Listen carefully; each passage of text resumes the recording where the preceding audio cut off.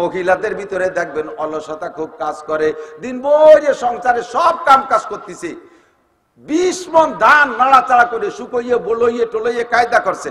নামাজি মহিলা যখন জোহরের নামাজ পড়তে যায় সেই সব আতা কাতা ছাড়িয়ে দেয়, হাত পায় করে বলতে হয় না, যে যায় নামাজে বসে নামাজ পড়ে। আবার নামাজ পড়ে যে উঠোনে নামিয়া সেই সাংসারিক কাজ সব করতে পারে, নামাজের ওই জায়গা গেলি বল থাকে না। ডাক্তারের কাছে যদি আপনি যান, ওষুধ আনতে যান, ডাক্তারে যদি আপনার বোতল ভরে মিষ্টি সিরাপ দেয়, সিরাপ ছোট রেদিক আর বড় রেদিক সিরাপ, এই সিরাপ খাওয়ার জন্য আপনার ওয়াশ করা লাগে না যে তুমি সিরাপ খাও, যেমন আরো মানুষ সিরাপ খাচ্ছে, তো কোনো অসুবিধা নেই, সিরাপ খাও, এ কথা বলা লাগে না। বরঞ্চ বলে দেশে সকালে 2 মুটকি, দুপুরে 2 মুটকি, রাত্রে 2 মুটকি। আপনি সকালে মুটকি খুলে এই মুখি দিয়ে দেয় যে মিষ্টি 2 মুটকি জায়গা গট গট করে 8 বোতল খেয়ে বেলাইতেছেন। এ জায়গা আপনার সিরাপ খাওয়ার জন্য ওয়াশ করা লাগে না যে আরো মানুষের সিরাপ খায় তুমিও এরকম সিরাপ খাও। ছোট ছোট ট্যাবলেট দেশে, বড়ি দেশে, এই বড়ি খাওয়ার জন্য আপনারা বুঝানো লাগে না যে তুমি বড়ি খাও, আরো মানুষ যেমন বড়ি খাচ্ছে ওই রকম বড়ি খাও, এ কথা বলা লাগে না। বড়ি দিলে আপনি পানিতে গিলে খেয়ে ফেলেন, অনেকে আছে বড়ি ছোট হইলে পানিও লাগে না, ধরে খেয়ে ফেলাই দেয়, ঠিক কিনা? কিন্তু যদি আপনার অ্যাপেন্ডিসাইটিস অপারেশন লাগে, অ্যাপেন্ডিসাইটিস অপারেশন লাগে, আপনার কিডনি অপারেশন লাগে, ভিতরে পাকস্থলী অপারেশন লাগে, এই চিকিৎসা যদি হয় অপারেশন, তখন অপারেশনকে ভয় পায় 99%, 99% মানুষ ভয় পায়, বলকে 100% মানুষ ভয় পায়। অনেকে বলেই বলে আমি অপারেশন করবো না, আমি মরিও যদি যাই আমি অপারেশন করবো না।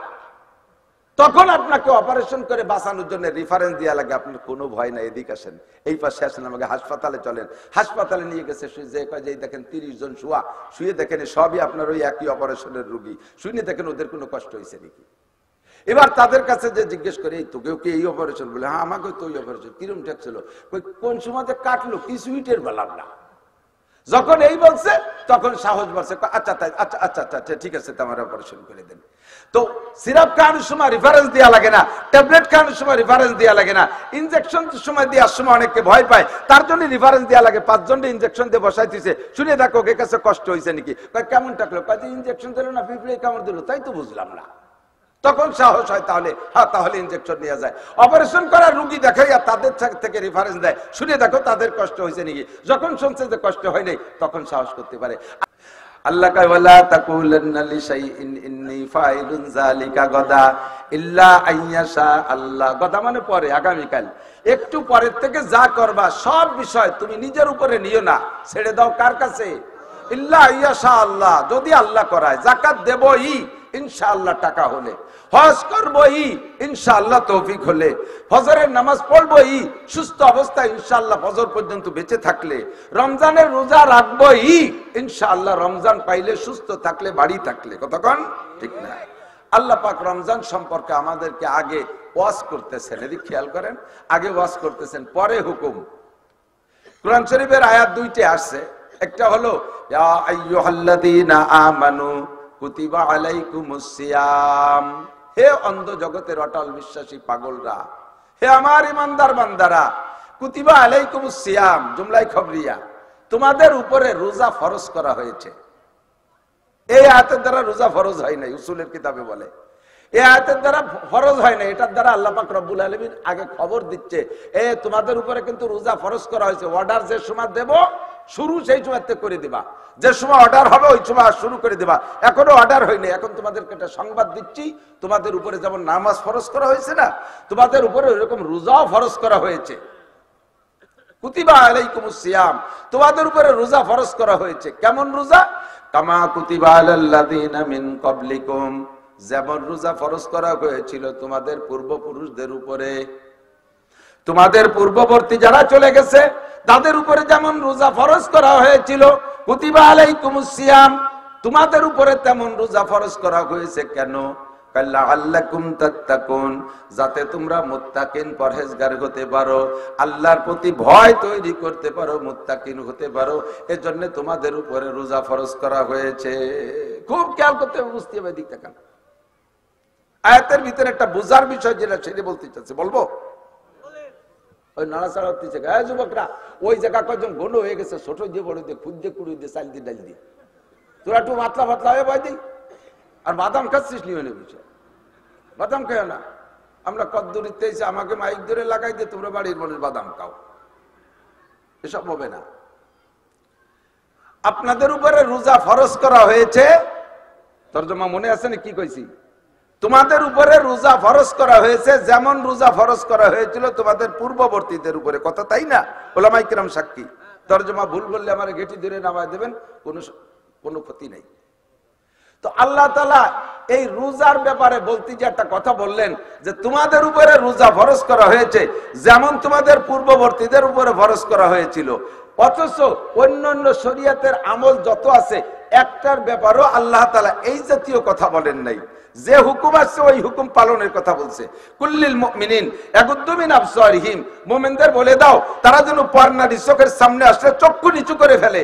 এই জায়গা বলেন নাই যে আগের পুরুষরা যেমন চক্ষু নিচু করছে ওই রকম চক্ষু নিচু করে ফেলো, একই নেই।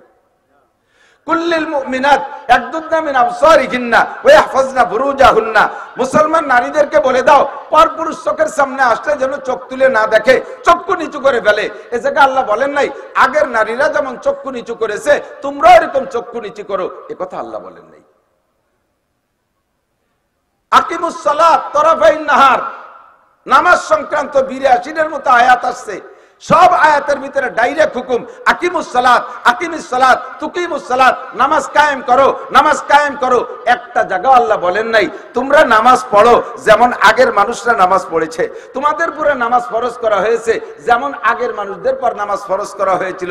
আগেও কিন্তু নামাজ ছিল, কিন্তু নামাজ পড়ার ব্যাপারে আল্লাহ আর কোনো রেফারেন্স দেয় নাই। বুঝছেন নাকি কথা? খেয়াল করতেছেন না? তোমাদের উপরে হজ ফরজ করা হয়েছে যেমন আগের মানুষের উপরে হজ ফরজ করা হয়েছিল, এভাবে বলে নাই। তোমাদের উপরে যাকাত ফরজ করা হয়েছে যেমন আগের মানুষের উপরে যাকাত ফরজ করা হয়েছিল, এভাবে বলেন নাই।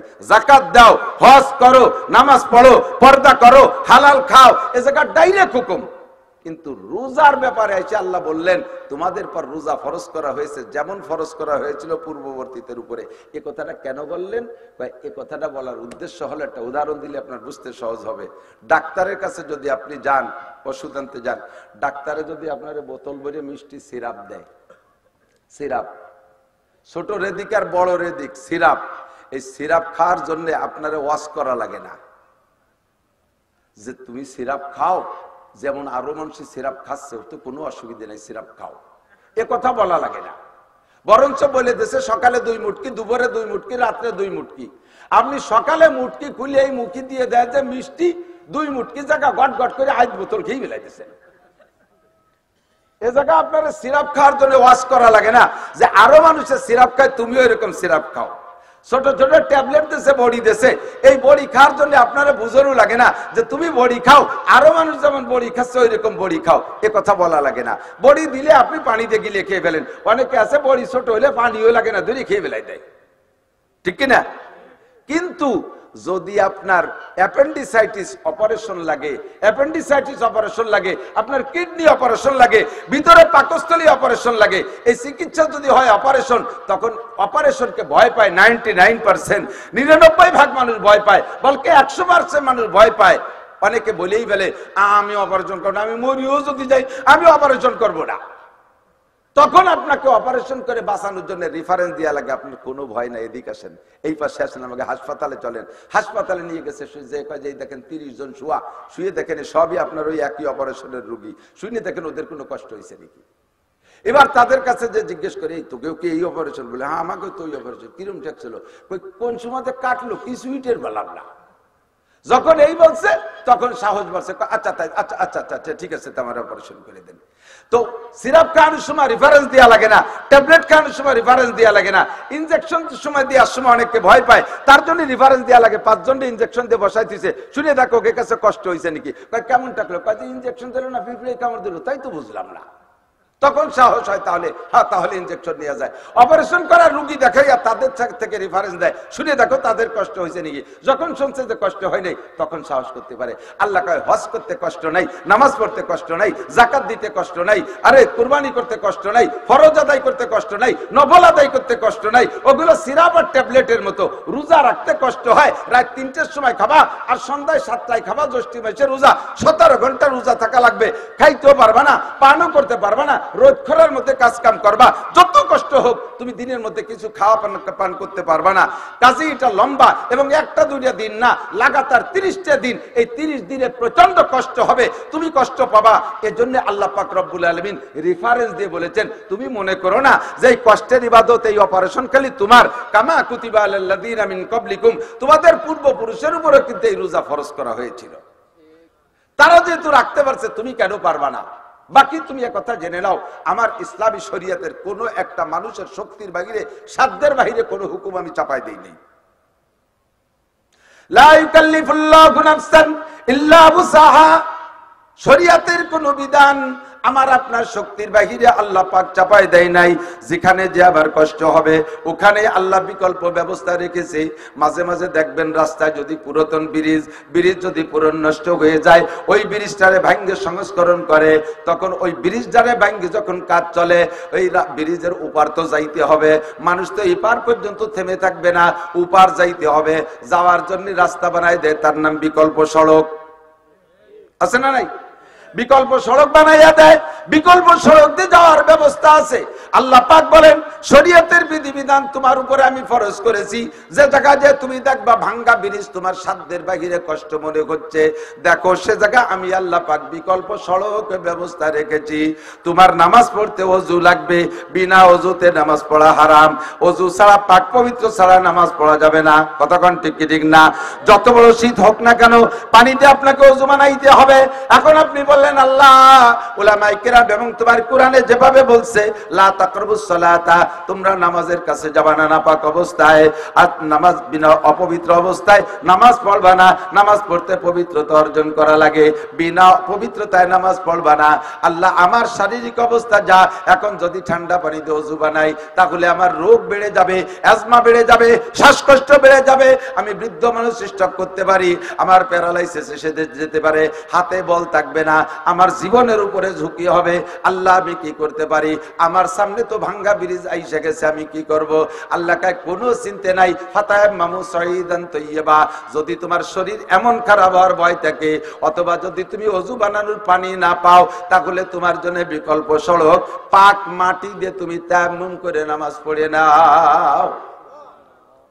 লা ইউকাল্লিফুল্লাহু নাফসান ইল্লা উসাহা, তোমার শক্তির বাহিরে কোনো হুকুম আমি দেই নাই। নামাজ, ফরজ নামাজে 13টা ফরজ। কয়টা ফরজ? একটু বলেন, ফরজ নামাজে কয় ফরজ? আরকান আহকাম 13 ফরজ। 13টা ফরজের ভিতরে একটা ফরজ হলো ফরজ নামাজ দাঁড়িয়ে পড়া ফরজ। ফরজ নামাজ দাঁড়িয়ে পড়া ফরজ। শক্তি থাকলে ফরজ নামাজ দাঁড়িয়ে পড়া ফরজ। আপনি শক্তি থাকা সত্ত্বেও যদি ফরজ নামাজ বসে পড়েন, একটা ফরজ তরক হয়ে গেছে, আর একটা ফরজ তরক হইলে আপনার 12 ফরজে নামাজ ধরে রাখতে পারবে না, আপনার নামাজ বাতিল হয়ে যাবে। পুরুষরা সাধ্য অনুযায়ী দাঁড়ায় নামাজ পড়ারই চেষ্টা করে। মহিলাদের ভিতরে দেখবেন অলসতা খুব কাজ করে, দিনভর সংসারে সব কাম কাজ করতেছে, 20 মণ ধান নাড়াচাড়া করে শুকইয়ে বলইয়ে টলইয়ে কায়দা করছে। নামাজি মহিলা যখন জোহরের নামাজ পড়তে যায়, সেই সব আতা কাতা ছাড়িয়ে দেয়, হাত পায়ে কোনো বলতে হয় না, যে যায় নামাজে বসে নামাজ পড়ে।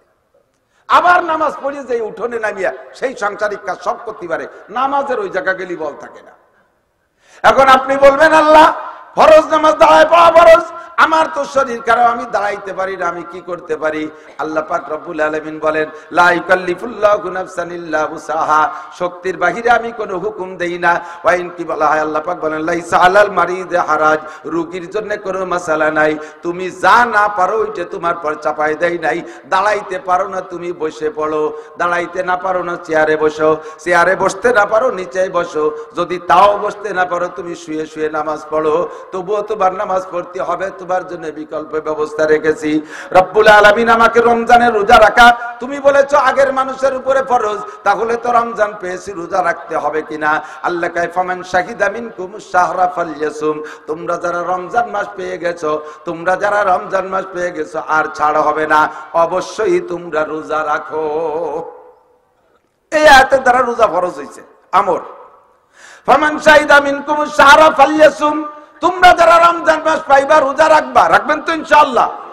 রমজান মাস যদি পাই ইনশাআল্লাহ, তাহলে রোজা রাখবোই। ঠিক আছে না? ওই যে ইনশাআল্লাহ করার জন্য এবার পাগল। ইনশাআল্লাহ তো কইতেছি, যদি ইনশাআল্লাহ রমজান পাই সুস্থ থাকি, বাড়ি থাকি, তাহলে রোজার সাথে হুকুম হলো রাখবই। ঠিক আছে তো? এই যুবকরা কথা বলো টাকা, রোজা রাখবা? আরে রোজার ভিতরে লিসাবে ফারহাতান, কেন রোজা রাখবো না? এক নম্বরে রোজা হলো আল্লাহর হুকুম। আল্লাহ পাক বলেন, তুমি বলো ওমালিয়া, আরে আমার দিক তাকান, ওমালিয়া, আমার কি হয়েছে, লা আবুদুল্লাযী ফাতারানি ওয়া ইলাইহি তুরজাউন, যে আল্লাহ আমাকে সৃষ্টি করেছে, আমাকে অসংখ্য নিয়ামত দিয়ে লালন পালন করে, ওই আল্লাহর হুকুম, ওই আল্লাহর ইবাদত আমি কেন করব না? আমার কি হয়েছে? আল্লাহ আমারে সৃষ্টি করেছেন, তাই তো আমি দুনিয়া আসছি। আল্লাহ আমাকে বাঁচায় রেখেছেন, তাই তো আমি বেঁচে আছি। আল্লাহ আমাকে খাবার সামগ্রী দিয়েছেন, তাই তো খেয়ে কলিজাটা ঠান্ডা করি। আল্লাহ আমাকে বসবাসের সুন্দর ঘর বাড়ি দিয়েছেন, তাই তো আমি বসবাস করি। আল্লাহ আমাকে তৌফিক দিয়েছেন, উত্তম পোশাক বানায় ব্যবহার করি। এত কিছু আল্লাহর নিয়ামত ব্যবহার করি। ওমালিয়া লা আবুদুল্লাযী ফাতারানি ওয়া ইলাইহি তুরজাউন, তাহলে আমার কি হয়েছে যে সেই আল্লাহর ইবাদত করব না? রমজান পাইলে রোজা রাখবো না, আমার কি হয়েছে? আমি অবশ্যই রোজা রাখবো। নবী পাক বলেন, হে বান্দা, হে আমার উম্মত, রোজার মধ্যে যে দুইটা স্বাদ আছে, এই দুইটা স্বাদ অন্য কোন ইবাদতের মধ্যে নাই। লিসাইমে ফারহাতান, রোজাদারের দুইটা খুশি। একটু বলেন কয়টা?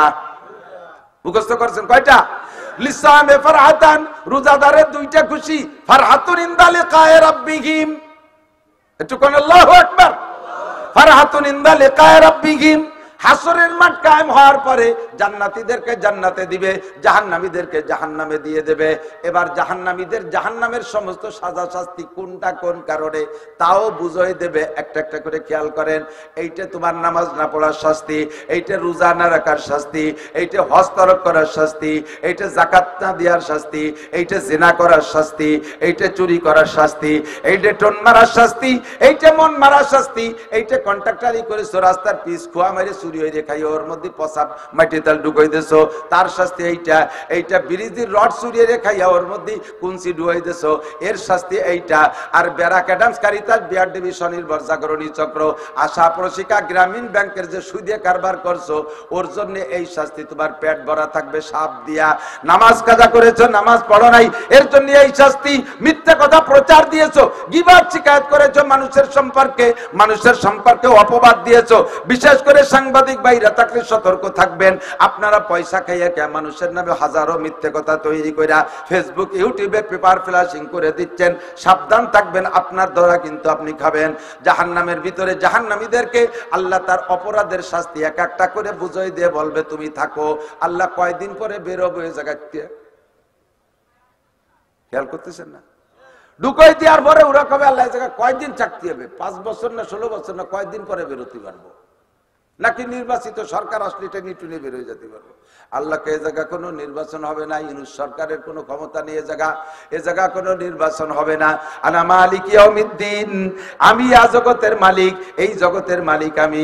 এ জায়গা কোনো নির্বাচন হবে না। ও জায়গা তোমার টাইম শুনে নাও যুবক। খালিদিনা ফিহা আবাদা, ফি নারি জাহান্নামা খালিদিনা ফিহা আবাদা। অনাদি অনন্তকাল থাকবা, 1 সেকেন্ডও বের হতে পারবা না। এভাবে জাহান্নামীদেরকে বুঝাই দিয়ে দেবে। এরপরে জান্নাতীদেরকে বলবে, বান্দা বুঝে নাও, তোমার জান্নাত বুঝে নাও। তুমি ঈমানের সাথে কলেমা পড়েছো, লা ইলাহা ইল্লাল্লাহু মুহাম্মাদুর রাসূলুল্লাহ। এই কলেমার বিনিময়ে তোমার নামে জমি দলিল হইছে জান্নাতের ভিতরে। তোমার নামে জমি দলিল হইছে। খেয়াল করেন, জান্নাতের জমি যদি আপনার নামে দলিল করতে হয়, তাহলে ঈমানের কলেমা দিয়ে জমি দলিল করতে হয়। তোমার নামে 10 দুনিয়ার সমপরিমাণ জমি দেয়া হইছে কলেমার বদৌলতে। একটু বলেন না সুবহানাল্লাহ। 2 নম্বরে তুমি কোরআন শরীফ পড়ছো, তিলাওয়াত করছো, কোরআনের আয়াতের বদৌলতে তোমার জান্নাতের মধ্যে বিল্ডিং তৈরি হয়েছে, যে তোমার জান্নাতের বিল্ডিং। আর তুমি যতবার সুবহানাল্লাহ, আলহামদুলিল্লাহ, আল্লাহু আকবার বলেছো, এর বিনিময়ে জান্নাতের মধ্যে গাছপালা লাগানো হয়ে গেছে, এগুলো জান্নাতের বাগান। বলেন সুবহানাল্লাহ।